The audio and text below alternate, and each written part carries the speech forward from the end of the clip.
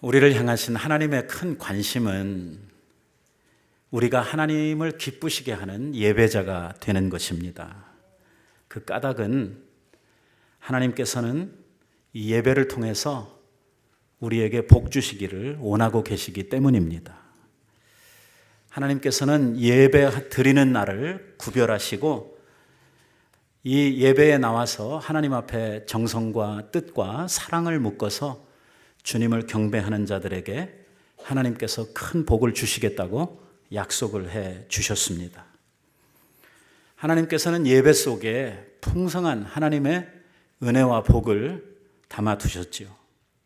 그래서 우리는 예배하러 주님 앞에 나아갈 때에 하나님께서 주실 그 복, 그 상을 저희들이 바라보면서 하나님 앞에 나아갑니다. 그러므로 우리가 긍휼하심을 받고 때를 따라 하나님으로부터 오는 돕는 은혜를 얻기 위하여 우리가 은혜의 보좌 앞에 나아간다고 이야기를 하고 있습니다. 하나님께 나아가는 자는 반드시 그가 계신 것과 그리고 그가 자기를 찾는 자들에게 복 주시는 이이심을, 상 주시는 이이심을 믿어야 한다고 이렇게 성경은 말씀을 하고 있는 것입니다. 우리가 예배를 드리기 위해서 하나님의 은혜의 보좌 앞에 나아가면 하나님 앞에 긍휼과 자비를 얻게 되고 하나님으로부터 풍성한 복을 얻게 됩니다. 그 복은 때를 따라 도우시는 하나님의 은혜라고 이렇게 말씀을 합니다. 우리가 살다 보면 이런저런 이러한 일들 또 상황들 이런저런 경우들을 우리들이 만나게 되는데 그때마다 우리들에게 필요한 은혜를 하나님께서 이 예배를 통해서 공급해 주신다고 우리에게 말씀을 하고 있습니다. 그래서 때를 따라 사는 지혜와 때를 따라 도우시는 하나님의 은혜를 입기 위해서는 하나님의 은혜의 보좌 앞에 우리가 있어야 한다고 말씀이 가르치고 있는 것입니다. 자연의 사계절이 있는 것처럼 우리 인생에도 사계절이 있습니다. 그것을 우리는 철이라고 이야기를 합니다. 철을 따라 과실을 맺는 것처럼 인생에도 철이 있어서 그 철을 따라서 하나님께서 부어주시는 은혜가 있습니다. 어렸을 때 받아야 될 은혜가 있고 청년의 때에 누려야 할 은혜가 있습니다. 노년의 때에 우리들에게 또 절실하게 필요한 은혜가 따로 있죠. 철 따라 때 따라서 우리들이 하나님으로부터 누려야 할 은혜들이 각자가 다 다릅니다. 이 모든 은혜는 예배하는 자들의 몫이라고 오늘 성경은 우리들에게 가르치고 있는 것입니다. 우리가 꼭 알아야 될 사실은 예배는 나를 위한 것은 아닙니다. 예배는 하나님을 위하는 것입니다. 하나님을 기쁘시게 하기 위해서 예배를 드립니다. 그러니까 예배를 통해서 내가 무슨 만족을 누리고 내가 예배를 통해서 내 마음이 기뻐지고 하는 이것은 2차적이고 3차적인 문제입니다. 예배에 있어서 가장 큰 목적은 하나님을 어떻게 하면 기쁘시게 해드릴까 하는 것이 예배의 가장 큰 목적이 되는 것이지요. 그리고 하나님이 이 예배를 통해서 기쁨을 얻으실 때에 하나님께서는 그 기쁨을 통해서 우리들에게 복을 예비하시고 있다고 하는 사실을 우리들이 알아야 합니다. 하나님이 예비하시는 때를 따라 주시는 은혜, 그게 바로 뭐냐면 우리들에게 임하시는 하나님의 복입니다. 우리는 하나님의 복을 받아야 잘 살 수 있습니다. 우리 인생은 처음부터 하나님의 복이 없이는 살 수 없도록 만들어져 있는 인간들입니다. 하나님께서 우리들을 만드시고 나서 처음 하신 일이 무엇이냐면 우리들에게 복을 주시는 일을 제일 먼저 하셨습니다. 왜냐하면 하나님으로부터 오는 이 복이 없이는 우리들이 이 세상을 살아갈 수 없음을 하나님께서 누구보다도 잘 알고 계시기 때문입니다. 하나님께서 특별히 구약의 성도들에게 안식일을 지키라고 명하실 때에 그 명령을 주시면서 그 명령과 함께 뭘 주셨냐면 복을 더불어 주셨습니다. 안식일을 기억하여 거룩하게 지켜라. 엿새 동안은 힘써 내 모든 일을 할 것이나 제7일은 여호와의 안식일인즉 너나 네 아들이나 내 딸이나 내 남종이나 여종이나 육축이나 문 안에 유하는 객이라도 아무도 일하지 말라. 이는 엿새 동안에 나 여호와가 하늘과 땅과 바다와 그 가운데 모든 것을 만들고 제7일에 쉬었음이니라. 그러므로 나 여호와가 안식일을 복되게 하여, 이 말이죠. 안식일을 복되게 하셨다는 것입니다. 안식일은 복받는 날입니다. 안식일을 복되게 하여 그날을 다른 날과 구별하셨다고 말씀을 하고 있습니다.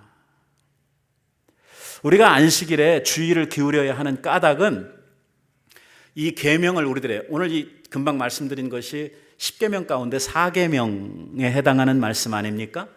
그런데 이 10계명을 하나님께서 모세를 통해 주시기 이전에, 훨씬 전에 사람을 만드시자마자 제일 먼저 선포하신 주님의 말씀이 뭐냐면 바로 이 말씀입니다. 그래서 아까 읽었던, 우리 함께 읽었던 창세기 2장, 하나님이 사람 만드시고 나서 바로 하신 말씀이 바로 이 말씀인데, 하나님이 일곱째 날을 복주사 거룩하게 하셨으니 이는 하나님이 그 창조하여 만드신 모든 일을 마치시고 이날에 안식하셨음이니라 라고 하는 말씀을 하고 있습니다. 여기에 일곱째 날을 거룩하게 하셨다, 거룩하게 하셨다는 말의 뜻이 무엇이냐면 구별했다 하는 뜻입니다. 나누었다라고 하는 뜻이에요. 아주 직역을 하게 되면 to separate, 이게 서로 구별해 나누었다 하는 그러한 뜻이거든요. 그러니까 우리의 날들이 뭐 그날이 그날이고 또 오늘이 내일이고 그렇지 않습니까? 24시간 돌아가는 거야 뭐 매일 해 뜨고 지고 하는 똑같은 날들인데, 하나님께서 이러한 날들을 이 주님 앞에 예배하는 날, 이 안식일, 이 날은 특별하게 하나님이 다른 날과 구별해 두셨다라고 말씀을 하고 있는 것입니다. 그게 거룩하게 하셨다라고 하는 이러한 말의 뜻이에요. 왜 그렇게 하셨느냐? 이 날은 하나님께서 특별히 우리 사람들에게 하나님과의 교제를 통해서 복 주시는 이러한 날로 정하셨기 때문입니다. 이 날은 여호와의 안식일입니다. 다시 말하면 하나님의 날이라는 것입니다. 오늘 우리가 지키고 있는 이 주일은 우리가 사사로이 내 뜻대로 내 마음대로 사용할 수 있는 이러한 날이 아니라, 이 날은 하나님께 속한 날이라고 하는 것입니다. 하나님을 위하는 날이고 하나님께 속해져 있는 날이기 때문에 그분이 우리들에게 말씀하신 대로 이 날을 우리가 사용해야 됩니다. 나머지 6일, 엿새 동안에는 내 일을 내 임의대로 하지만, 오늘 일곱째 날 하나님께서 구별하신 이 날은 내 임의대로, 내 뜻대로, 내 생각대로 이 날을 사용할 수 없는 날입니다. 하나님께서는 이 날에 우리들에게 안식하라고 이야기를 합니다. 쉬라는 것입니다. 신구약을 통해서 오늘 하나님의 안식에는 두 가지 안식이 있는 것을 보게 됩니다. 하나는 창조로부터의 안식이고 또 하나는 구속으로부터의 안식입니다. 아까 우리가 읽었던 말씀에 보면 하나님께서 6일 동안에 창조의 모든 역사를 다 마치시고 나서 안식하셨다, 쉬셨다 하는 이러한 말씀을 합니다. 그리고 4계명을 우리들에게 주시면서 왜 우리가 안식일을 지켜야 되느냐 하는 것을 말씀하실 때에, 나 여호와가 엿새 동안에 창조의 일을 마치고 제7일에 쉬었으니까 너희들도 그렇게 쉬어야 된다고, 이렇게 이 창조의 개념에서 안식을 설명하셨습니다. 그런데 오늘 우리는 또 하나의 안식을 성경에서 찾게 되는데, 그게 뭐냐면 우리 예수님께서 우리를 위한 구속 역사를 마치시고 안식하셨다고 하는 것입니다. 무슨 말이냐면, 오늘 우리 주님께서 우리를 위하여 십자가를 지시고 죽임을 당하시지 않으셨습니까? 그때의 성경이 뭐라고 이야기를 하냐면, 예수께서 신포도주를 받으신 후에 가라사대 내가 다 이루었다 하시고 머리를 숙이고 영혼이 돌아가시다, 이렇게 기록을 하고 있어요. 예수님께서 십자가를 지시기 직전에, 운명하시기 직전에 다 이루었다라고 하는 말은 당신이 이 땅에 오셨던 구속의 모든 필요, 구속의 모든 역사를 이제 다 완성하셨다, 마치셨다고 하는 것에 대한 선언이지요. 오늘 여기에 다 이루었다라고 하는 말이 창세기에서 하나님께서 창조의 모든 역사를 다 마치셨다 하는 그 말하고 같은 단어입니다. 사람이 죄로 말미암아 타락을 하게 되고 그 결과로 말미암아 하나님께서 창조 때 주셨던 하나님의 축복으로서의 안식을 사람들이 잃어버리게 되었습니다. 하나님께서 사람들에게 이 안식일을 주셔서 사람들이 정말 영육간에 풍성하게 하나님께서 주시는 안식과 쉼을 누리도록 허락해 주셨는데 인간이 죄를 지음으로 말미암아 하나님께서 주신 그 안식을 잃어버리게 된 것입니다. 그 날이 되었는데도 불구하고 안식할 수가 없습니다. 왜냐하면 죄로 말미암아 하나님께서 우리의 영육간에 주시는 안식의 축복이 막혀버리게 된 것입니다. 사람이 지은 죄가 우리 인간들에게 어떠한 결과를 가지고 왔습니까?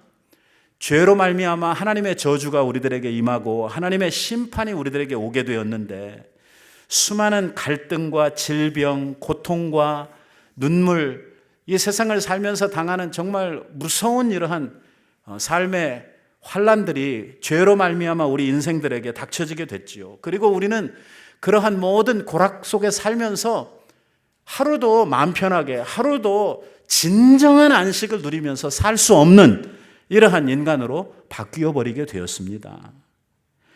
성경 말씀에 우리들에게 이야기하고 있는 대로 악인에게는 평강이 없다. 악인에게는 평안이라고 하는 것이 있을 수가 없다. 다시 말하면 죄 짓고 살아가는 우리들에게 있어서는 어디에 있어도 무엇을 해도 우리들에게는 진정한 평화, 우리 안에 진정한 평안을 누리며 살 수 없다고 하는 이러한 선언을 하십니다. 그래서 우리들에게 필요하게 된 것이 뭐냐면 우리의 죄를 사함받고 주님 앞에 구속함을 얻은 데서 오는 구속의 안식이 우리들에게 필요하게 된 것입니다. 그래서 예수님께서 이 세상에 오셨고 우리들을 위해서 우리의 모든 죄를 담당하시게 되었고 우리는 모든 죄책과 죄의 저주로부터 그리스도를 통해서 진정한 자유와 평안을 누릴 수 있는 이러한 자리에 들어가게 되었다고 하는 것입니다. 우리 주님께서 이 구속의 역사를 이루시고 십자가에 죽으신 다음에 우리 주님이 3일 동안 무덤에 내리셔서 안식하는 것을 우리는 보게 됩니다. 중요한 것은 하나님, 우리 주님께서 구속의 역사를 이루시고 무덤에 내리신 그리고 부활하신 그 첫날, 다시 사신 첫날을 우리들을 향한 안식의 날로 새롭게 주셨다고 하는 것입니다. 이게 창조의 안식을 잃어버린 그리고 구속의 안식을 이제 지키며 또 받으며 살아가야 할 저희들에게 주어진 새로운 안식입니다. 놀라운 것은 십계명이 성경에 2번 기록이 되고 있는데 전문이 한 번은 출애굽기에 처음 모세가 주님으로부터 십계명을 받았을 때의 장면을 기록하면서 십계명이 기록이 되고 있고 한 번은 광야에서 태어난 이세들을 가나안에 들여보내기 직전에 모세가 죽기 전에 하나님께서 이 백성을 어떻게 인도하시고 무슨 말씀들을 주셨는가 하는 것들을 다시 강론할 때에 그래서 신명기에서 2세들을 위해서 다시 계명을 가르칠 때에 그때 또 한 번 십계명에 대한 이야기가 재차 기록이 되고 있죠. 놀라운 것은 출애굽기와 신명기에 있는 이 십계명을 비교해 보면 계명이 똑같이 기록이 되고 있는데 단 한 개, 4계명이 변한 것을 우리가 찾아볼 수가 있습니다. 출애굽기에서는 분명 오늘 창조의 개념에서 안식을 한다고 말씀을 하셨습니다. 물론 앞에 이 안식일을 기억하여 거룩하게 지켜야 된다고 하는 계명은 똑같습니다. 그런데 그 밑에 부전을 달았거든요. 왜 너희들이 안식을 해야 되느냐 하는 것을 설명을 하시는데 그 설명을 하시는 과정에서 출애굽기에서는 뭐라고 말씀하시냐면 나 여호와가 세상을 엿새 동안에 창조하고 제 7일에 쉬었으니까 너희들도 쉬어야 된다 이렇게 말씀을 하셨는데 신명기에 가서는 뭐라고 이야기를 하셨냐면 그렇게 말씀을 안 하고 너희들이 안식을 지켜야 되는데 왜 지켜야 되냐면 너희들이 애굽의 종되었던 자리에서 하나님께서 너희들을 구원해 주신 것을 기념해서 너희들은 안식해야 된다. 구속의 개념에 있어서의 안식을 모세가 새롭게 천명하고 있는 것입니다. 오늘 우리의 안식은 그 의미가 달라졌습니다. 일로부터 우리가 쉬는 일도 중요하지만 우리에게 있어서는 더 중요한 안식의 의미가 생겼는데 그것이 무엇이냐면 하나님으로부터 받은 죄사함과 구속의 의미에서의 안식을 누리는 것이 우리들에게 있어서 얼마나 큰 이러한 축복인지 모릅니다. 왜 우리가 하나님께 예배드리는 이 날이 중요한가? 그것은 이 날에 하나님께서 저 하늘로부터 우리들에게 주시는 하나님의 놀라운 안식의 복이 우리들에게 있기 때문입니다. 죄인들은 그 마음이 자유롭질 못하고, 죄인은 쫓아오는 사람이 없어도 항상 쫓기고 살아야만 하는 이러한 죄에 대한 무거운 책임 때문에 이 죄의 무거운 짐들을 짊어지고 어디를 가든지 불안과 두려움 속에 살아갈 수밖에 없는, 내 자신이 지금 그러한 죄의식 속에 살고 있다고 하는 사실조차도 의식을 하지 못하는데도 불구하고 우리는 그러한 무거운 죄책과 죄의 짐 속에서 살아가면서 많은 스트레스들과, 그리고 우리 안에 많은 불안한 요소들이 있어서 누가 와서 건들기만 하면 바로 우리들 속에서 화가 치밀고 또 스트레스를 받고, 뭘 조금만 해도 피곤하고 누구하고 이야기만 나누어도 그냥 마음이 복잡해지는 이런 상태에서 오늘을 살아갑니다. 어떻게 하면 우리의 심령이 진정한 자유를 누릴 수 있을까? 어떻게 하면 우리들이 정말 모든 것들로부터 아주 편안한 이러한 참된 평안을 우리가 누릴 수 있을까? 그것은 하나님께서 우리들을 죄로부터 자유롭게 해주시는, 우리의 모든 죄책에서 우리를 해방시켜 주시는 그 일을 통해서만 우리들이 참된 자유와 평안을 누릴 수가 있다는 것입니다. 바로 이러한 평안을, 이러한 안식을 주의 날 하나님께서 오늘 이 전을 통해서, 하나님의 은혜의 보좌를 통해서 우리들에게 허락해 주시고 있다는 것입니다. 오늘 아까 읽었던 말씀 가운데 우리들이 좀 귀추를 주목해야 될 말씀이 뭐냐면, 하나님이 그 일곱째 날을 어떻게 했어요? 복되게 하사, 이 말씀입니다. 오늘 우리가 주 앞에 예배드리는 이 날은 복된 날입니다. 하나님이 복 주시는 날이에요. 우리 복 받는 거 좋아하잖아요. 오늘이 바로 그 날이에요. 오늘 주 앞에 나와서 우리들이 반드시 받아가지고 가야 하는 것이 하나님께서 하늘로서 우리에게 주시는 놀라운 복입니다. 하나님께서는 이 날을 복되게 하시고, 하나님께서는 이 날을 복 주시기 위해서 구별하셨다고 말씀을 합니다. 생각해 보세요. 사람들이 하나님으로부터 처음 창조받고 하나님께서 이 세상을 사람들이 어떻게 살아가도록 만들어 주셨는지, 그것을 한번 우리들이 다시 생각해 보시기를 바랍니다. 하나님께서 이 세상의 모든 피조물들을 다 만드시고 그 다음에 뭐 하셨냐면 복을 주시는 일을 하셔요. 창세기를 읽어보세요. 이 말은 우리들이 조금만 깊이 생각을 해보면 이 세상에 있는 모든 것들이 하나님의 주시는 복이 없으면 살아갈 수가 없다고 하는 것을 존재하고 있어요. 조그마한 미물이라도 하나님께서 주시는 하나님의 은총의 빛을 받지 못하면 살아갈 수 없도록 돼 있어요. 아주 바보 같은 이러한 그 예를 드리자고 하면, 햇빛 없이 공기 없이 살 수 있는 생명체가 있습니까? 그러면 하나님의 은혜 없이는 살 수 없다고 하는 말이 금방 증명이 되는 것입니다. 하나님이 만들어 두신 모든 이러한 이 세상에 있는 피조물들은 하나님께서 주시는 이러한 복이 없이는 살아갈 수가 없도록 되어져 있다고 하는 것입니다. 그래서 하나님께서 먼저 복을 주시는 거예요. 하나님의 은혜로 그들 가운데 임하시는 것입니다. 이 은혜 가운데에서, 이 복 가운데에서 살아가도록 되어져 있는 거예요. 하나님의 은혜가 우리들에게 머물러 있고 하나님의 복이 우리들에게 머물러 있는 동안에는 우리들이 하나님으로부터 받은 우리의 사명과 우리의 존재로서의 가치를 가지고 살아갈 수 있게 되는 것이지요. 그러나 하나님께서 이러한 은혜를 우리들에게서 거두어 가시고 우리들에게서 주신 복을 거두어 가시면 그 생명은 바로 존재의 의미도 상실할 뿐만 아니라 그 생명이 하나님 앞에 살아갈 수 없는 이러한 존재로 바뀌어질 수밖에 없다고 하는 것입니다.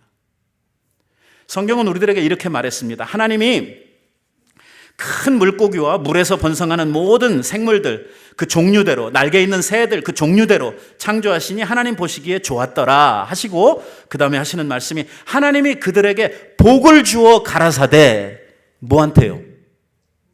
새들, 물고기들, 하나님이 지으신 모든 세상에 있는 피조물들에게 하나님이 복 주셨다는 거예요.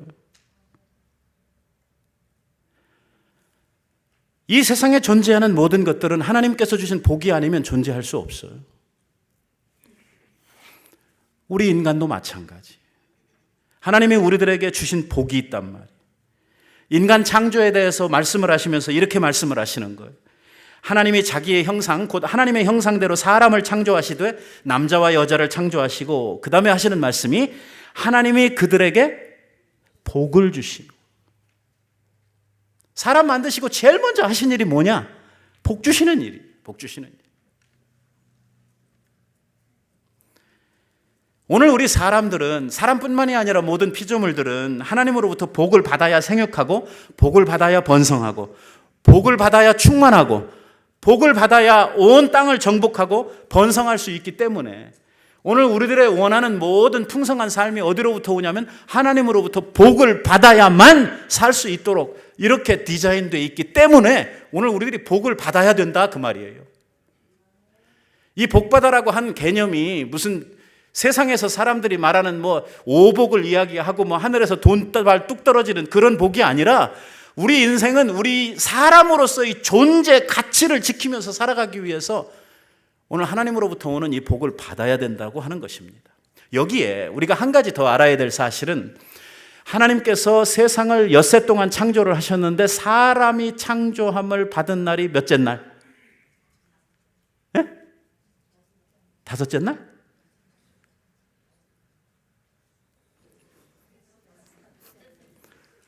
다섯째 날, 여섯째 날이요? 여섯째 날? 여섯째 날. 인간 창조가 맨 마지막 날 되어지죠. 사람이 맨 마지막 날 창조가 되고 사람은 모든 창조된 피조 세계를 다스리고 그 모든 것들을 관리할 책임이 사람들에게 주어지고 곧 하나님이 지으신 모든 피조 세계가 하나님 자신을 위해서가 아니라 사람들에게 모든 관리를 맡기시고 사람들이 거기에 있는 것들을 먹고 마시고 쓰고 할 수 있도록 풍성한 사람들을 향한 자원들로 다 주시고 사람들이 여섯째 날에 창조를 받고 나서 일곱째 날 첫날을 맞이하면서 뭘 하시냐면 안식에 복을 주시고 있다는 거예요. 일한 다음에 복 받아라 아니면 복 받고 일해라. 예, 복 받고 일해라 하는 것이죠. 하나님께서 하나님으로부터 오는 은혜를 입고 하나님께서 내게 주시는 복을 얻어서 나가서 일하라는 거예요. 왜? 그 은혜가 없으면 우리들이 살 수 없고 그 주시는 복이 아니면 우리가 세상에서 견딜 수 없기 때문에 오늘은 바로 그런 날이에요. 이 말을 좀 더 세게 이야기를 하면 뭐냐면 복 받지 않고는 일하지 말라고 하는 이러한 뜻이 되는 것이죠. 하나님께서 사람을 처음 창조하실 때 사람을 흙으로부터 만드시죠. 흙으로부터 자기의 모양을 따라서 사람의 이러한 형상을 이 흙으로 빚으시고 그 다음에 맨 마지막에 뭘 하셨습니까? 하나님이 그 생기를 그 사람의 코에 하고 불어넣어 주셨다고 이야기를 하고 있습니다. 이렇게 하니까 사람이 살아있는 이러한 흙이 살아있는 생명으로 바뀌어졌다고 이야기를 하고 있어요. 여기에 하나님의 생기 곧 하나님의 생명, 이게 뭐냐면 하나님으로부터 오는 복입니다. 하나님의 생명력, 하나님이 가지신 하나님의 원천적인 능력을 우리에게 부어주시는 것입니다.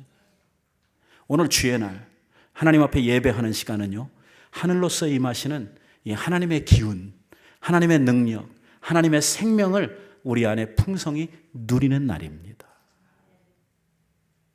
그래서 예배가 중요합니다. 예배가 와서 뭐 이렇게 잘 모르는 노래 자꾸 불러대고 뭐 이래가지고선 설교도 왜 이렇게 긴지 이거를 견디고 지나가는 이러한 시간이 아니고 이 예배 시간은요, 하늘로서 임하는 하나님의 은혜, 하나님의 복을, 하나님의 기운을 우리들이 받는 시간.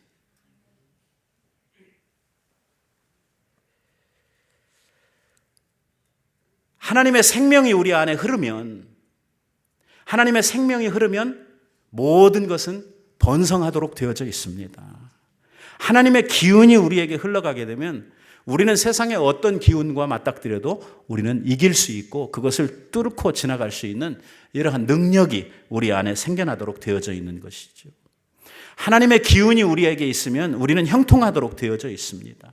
모든 것은 생명의 문제입니다. 생명이 약하면 시들어지게 되어져 있는 것이고 생명이 끊어지면 죽는 것입니다. 하나님의 생명이 우리 안에 통하고 하나님의 생명의 기운이 우리 안에 들어오게 될 때에 우리는 생동감 있게 우리의 삶을 살아갈 수 있게 되는 것이지요. 그래서 주의 날 하나님으로부터 우리들에게 임하시는 이러한 생명의 은혜를 입는 것이 우리들에게 중요하다고 하는 것입니다. 십자가가 무엇입니까? 십자가는 바로 죽은 생명을 다시 살려서 하나님의 생명이 우리 안에 흐르도록 만들어주시는 것이 십자가입니다. 예수님께서 우리들을 위하여 하신 그 놀라운 이 사랑의 축복이 무엇이냐면 십자가를 지시고 끊어진 우리의 생명을, 죽어진 우리의 생명을 하나님과 새롭게 연결시켜 주셨다고 하는 것이 십자가가 우리에게 가지고 있는 가장 큰 의미입니다. 우리가 하나님을 떠나면 우리의 생명이 끝장나지만 하나님과 연결이 되면 마치 전기 코드가 소켓에 들어가면 전기가 흘러나리는 것처럼 예수 그리스도를 통해서 하나님과 우리들이 연결이 되면 하나님의 생명이 우리들 간에 흘러가도록 되어져 있는 것이거든요. 우리의 받은 십자가를 통한 은총, 주님의 그 십자가의 사랑이 뭐냐면 하나님의 생명 가운데로 우리들을 인도하시고 우리들을 그 가운데 두셨다고 하는 것입니다. 하나님의 생명이 충만하면 힘을 얻습니다. 하나님의 생명이 충만하면 번성하게 되죠. 충만하게 됩니다. 하나님의 생명이 흘러가는 그곳에 건강한 사람들이 생겨나는 것입니다. 여러분, 에스겔의 환상 가운데 보면 성전 문지방으로부터 흘러내린 생명의 물이 그 모든 길들을 따라 흘러서 저 사해바다까지 흘러가는데 이 물이 흘러가는 그 길력을 따라서 죽었던 것들이 다 살아나는 이러한 환상을 에스겔이 보지 않습니까? 바로 이것이 생명의 역사지요. 오늘 우리들이 주의 날 하나님 앞에서 누려야 하는 복이 바로 이 복입니다. 생명 되시는 하나님과 우리들이 연결이 되어서 하나님으로부터 우리에게 주어주시는 생명의 기운을 우리들이 누리게 되는 것이지요. 이 기운을 우리들이 누릴 때에 우리 안에 번성이 있고 우리 안에 충만이 있고 기쁨이 있고 평안이 있고 우리 안에 하늘로서 임하시는 놀라운 축복이 우리들에게 임하시게 되는 것입니다. 오늘 이 복을 받고 나가서 엿새 동안 일하는 거예요. 배터리를 방전시키면서 사는 거죠.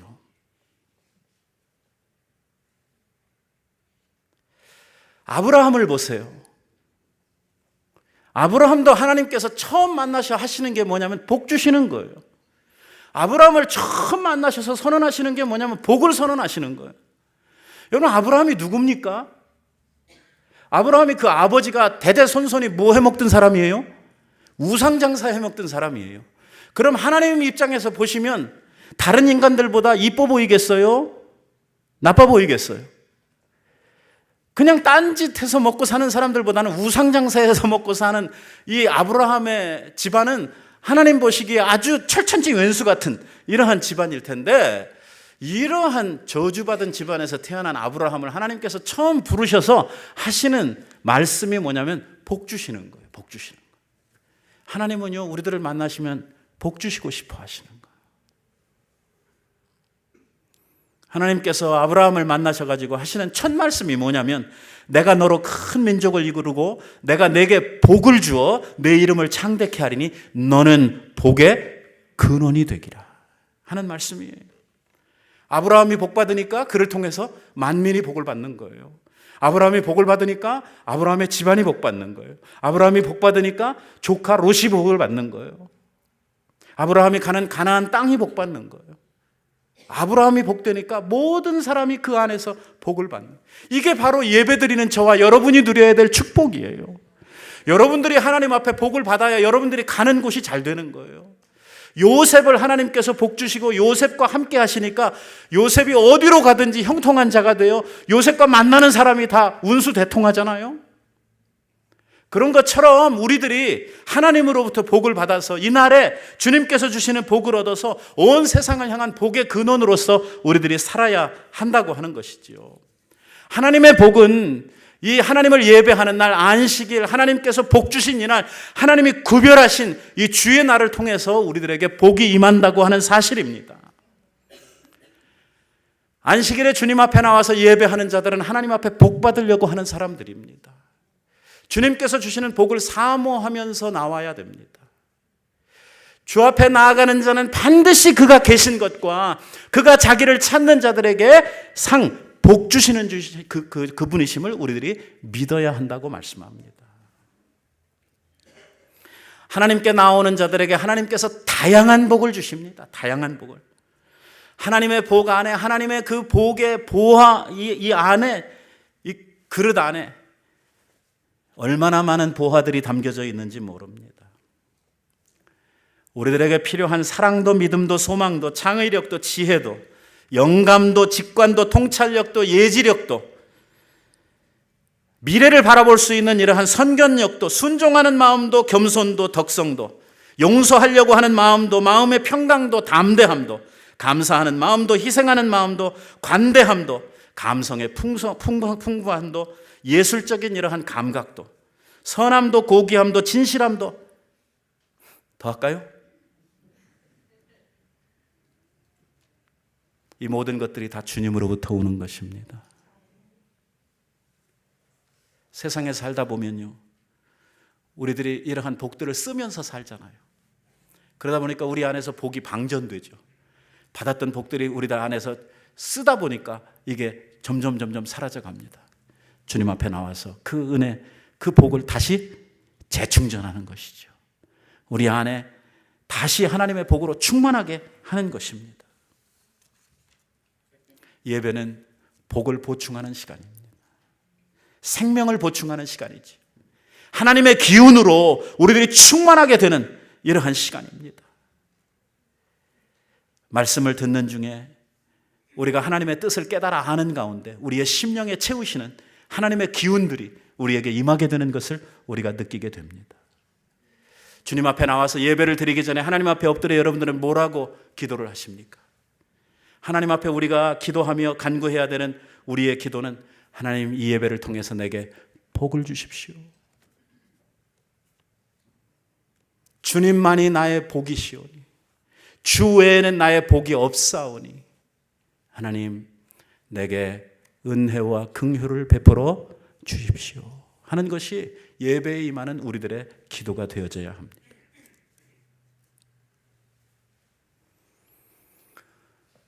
예배자로서 산다고 하는 말은 오늘 우리가 하나님 앞에 복 있는 인생을 산다고 하는 것을 의미합니다.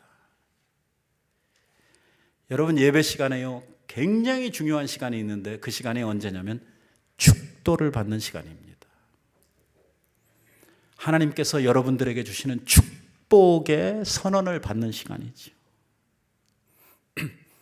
예배 잘 드려놓고 복 받는 시간에 쏙 나가는 사람들이 있더라고요.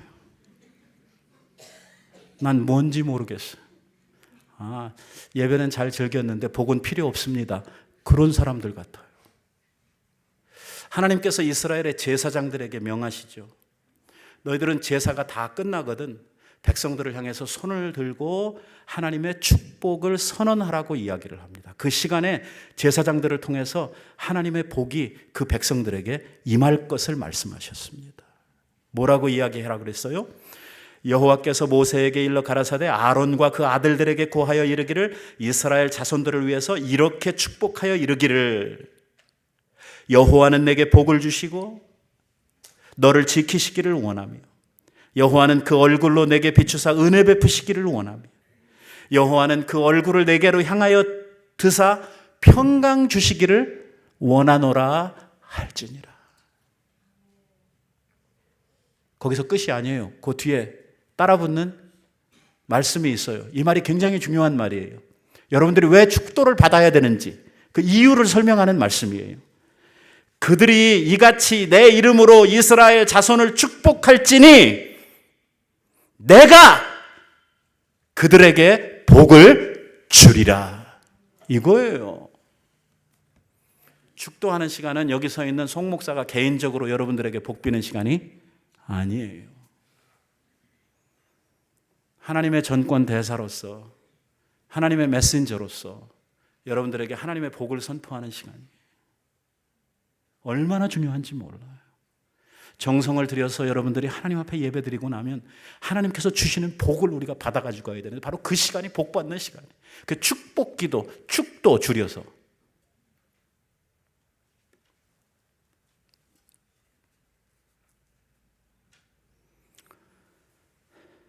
그래서 예배 마지막 순서까지 여러분들께서 정성을 드려야 할 이유가 여기 있는 것이죠. 예배 드리는 날을 소홀히 하지 마십시오. 예배를 그 어떤 일보다 소중하게 생각을 하셔야 됩니다. 정성을 다하십시오. 왜? 하나님의 기운으로 채워지고 하나님 앞에 복 받는 날이기 때문입니다. 오늘 내가 이 복 못 받으면 일주일을 내가 어떻게 살아야 될까 하는 이러한 심정으로 주님 앞에 나와야 되고, 오늘 내 안에 채워주시는 하나님의 은혜가 내 가슴 속에 가득 채워진 이러한 충만한 하나님의 은혜를 우리들이 누릴 수 있는 날이 되어져야 하는 것입니다. 부디 하나님을 기쁘시게 하는 이러한 예배자들이 되셔서 하나님으로부터 큰 복을 받아 누리시는 여러분들이 꼭 되시기를 바랍니다. 기도하십시다. 자비하신 아버지, 은혜를 감사합니다.